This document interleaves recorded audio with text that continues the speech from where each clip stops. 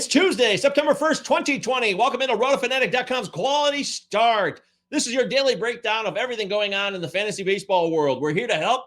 We're here to support you and get you through the trade deadline, which is officially over. No more trade deadline talk. This is also the last month of regular season baseball for 2020. This god-awful year has given us 26 more days of baseball, and then we get into the fun playoffs. I'm actually into that. You know, my team, the Tigers, they're in the mix. They made some moves at the trade deadline. I don't know if you heard about them. Cameron Maybin was sent to the Cubs. Oh, boy, it's a big deal. We got Zach Short in return. I got to be honest. I have no idea who that is. I don't know everything, and I freely admit that.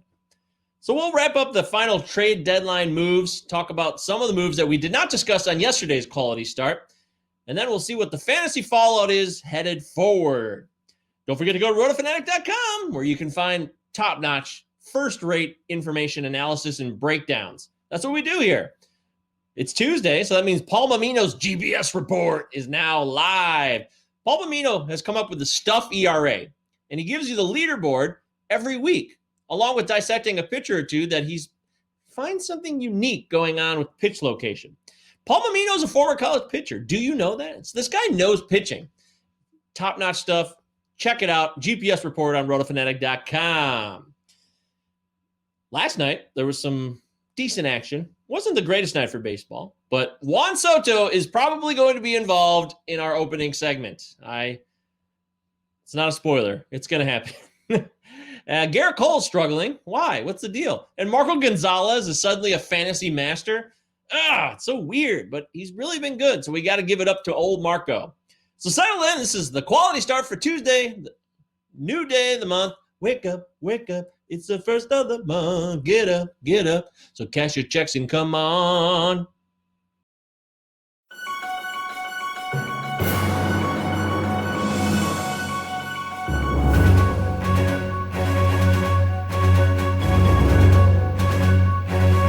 Take it easy, dude. Oh, yeah.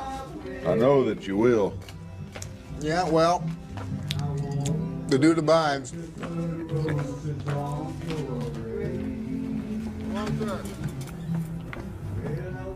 dude abides.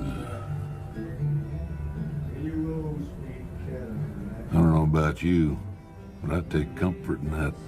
I take comfort in knowing that Juan Soto is always going to be there for me. Whenever I need a double dong, I can just sit back, relax, and know that there's one coming my way. Utah, give me two. Ask and you shall receive. That's Spencer Howard throwing a pitch in slow-mo, and that's Juan Soto hitting it opposite field for his first home run. And here's the second one. He just jumped on it, right center field, over the wall, into the Phillies bullpen. Utah, give me two. That's what they're calling for from the dugout. And guess what? Juan Soto delivers. Juan Soto is so good.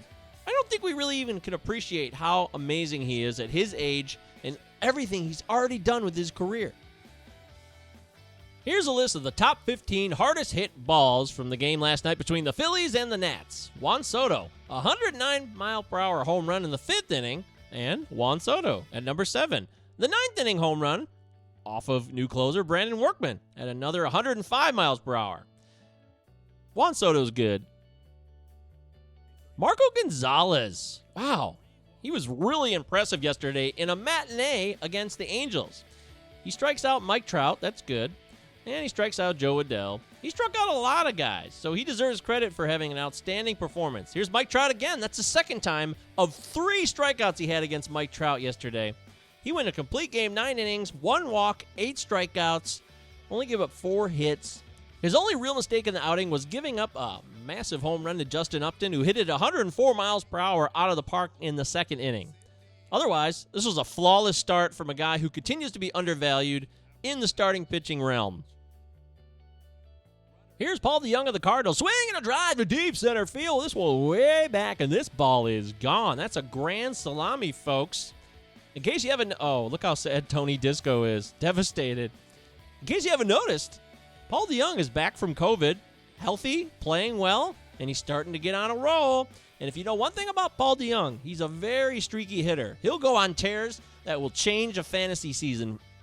DeJong's been back for a good week now, And as the season progresses, keep an eye on how he does on fastballs versus breaking stuff. He struck out more against fastballs than breaking stuff last year.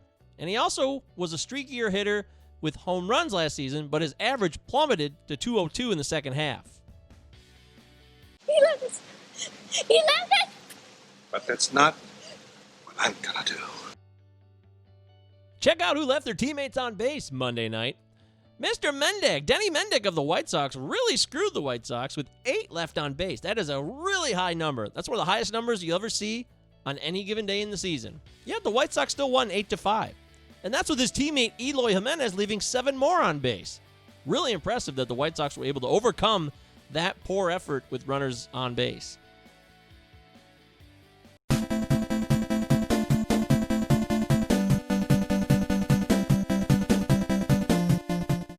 Now that the trade deadline has passed, let's get some guys healthy. Tyler Chatwood is the opposite of that. He's on the IL now with a flexor strain, so good luck with that one. Alex Bregman is eligible to return from the IL, but has not yet done so. But stay tuned, that could be any day, according to Dusty Baker, who said he looked great running at the alternate site. Ronald Acuna sat out Monday's game after leaving early in Sunday's contest when the Braves were up 10-0. Manager Brian Snideker said during the game on Sunday that he expects Acuna to be in the Monday lineup, but then Acuna was not in the Monday lineup. So Acuna's season has been a struggle only because of injuries. The trade deadline's done. It's over. And there's a few moves we did not discuss on yesterday's show that I would like to discuss here. Starling Marte is now in Miami, but Jonathan Villar is now in Toronto.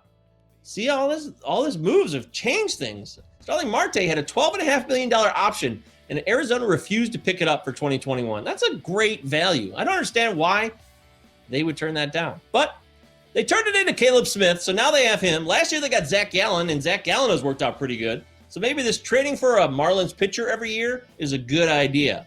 They're still in the hunt. The playoffs are all whacked out. It's crazy. You know, almost everyone except Pittsburgh is in play. It's very bizarre. So who knows? Maybe Caleb Smith will be starting a playoff game at some point. You have no idea.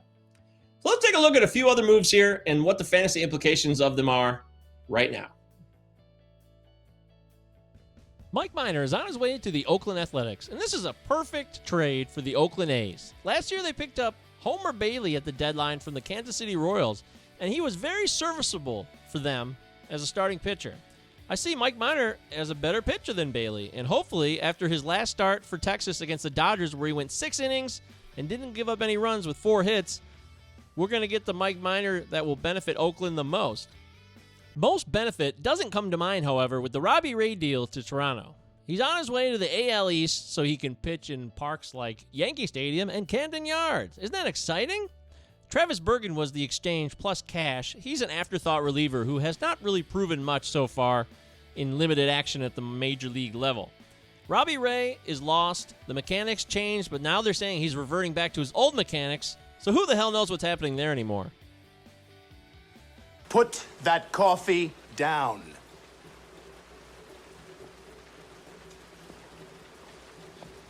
Coffee's for closers only. Oh, the bullpens. Now that the trade deadline is over, bullpens are going to have to settle. Let it all settle in for a bit. Taylor Williams was a closer for Seattle. Gone. No more. Now he's in San Diego. And you think, well, hey, maybe Taylor Williams will be the closer for San Diego. Nope, because San Diego already traded for Trevor Rosenthal. So Trevor Rosenthal is a closer, right? Well, maybe. They also have Drew Pomeranz. They got Emilio Pagan. It's a mess. These bullpens they'll make your head explode. Yoshi Hirano could be the guy who takes over in Seattle, but that's not guaranteed either. This is chaos. I don't know how you make sense of it. Last night, Mike Matheny chose Greg Holland to be the heir apparent to take over for Rosenthal in Kansas City. Here is Holland getting the job done. He shut the door on Cleveland, who's a pretty good team. And that's something to take stock of. But I don't know if Holland's going to be the guy long term. You have no idea because there's a couple of guys in that bullpen who are pretty solid. Josh Stolmont has been stellar. He's been the new stud in town. His K rate's out of this world. And then Jesse Hahn has been really productive when he's used. He pitched 2/3 of an inning yesterday, got the job done, no complaints. So these bullpens will continue to be a mystery, and some places are a little more settled than others. Archie Bradley's gone. He's not in Arizona anymore. Now he's in Cincinnati. And Cincinnati's bullpen's been a real mess. So will Bradley get a chance to close? It's possible. Although Raisel Iglesias has been really good, he just hasn't had a good luck. But all of his numbers and all the peripherals say that Raisel Iglesias is still throwing well. He's doing the right things with his location, his pitch mix, and it's just not working out. It's just bad breaks. So we'll see what happens there. Who closes in Arizona now? Well, who knows? Could be Kevin Ginkel, maybe Yohan Lopez. We'll have to see how it all unfolds. But one thing I do know is that bullpens will continue to be a mystery to everybody for the rest of this 26-day season that we have remaining. That's just the way it is. And now it's time for This Day in Fantasy History for September 1st.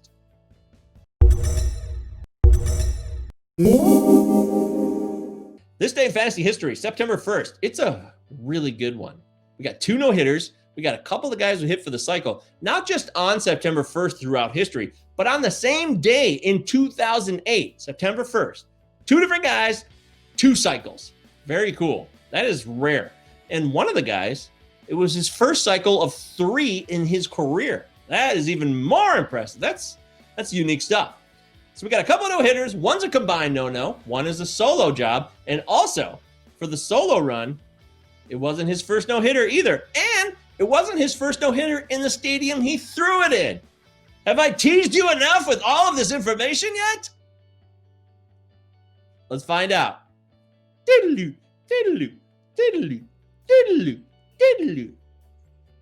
On this exact date in 2008, there was 2 cycles. First one by this guy right here, Stephen Drew of the Diamondbacks, going opposite field. Nice, solid. I'm not sure he was J.D. Drew by any means, but Stephen Drew had a solid fantasy career. And then the other guy on the same day, Adrian Beltre of the Mariners. He got his first of 3 cycles in his career. Adrian Beltre was clearly a fantasy stud once he got his act together after signing a big free agent deal with the Mariners.